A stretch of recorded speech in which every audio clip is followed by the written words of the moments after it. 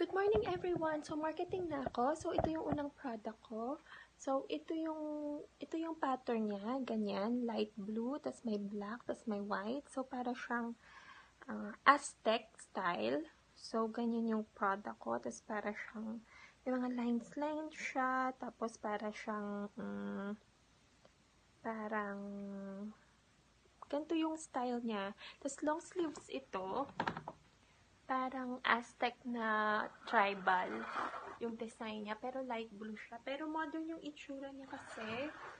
Long sleeves, pagkatapos ito yung may buttons siya dito. Nasasara talaga siya. Ginawa ko lang siyang ganyan. So, pwede siyang i-style ng ganyan, pwedeng ganyan, pwede ding naka-open, or pwedeng ganun yung style niya.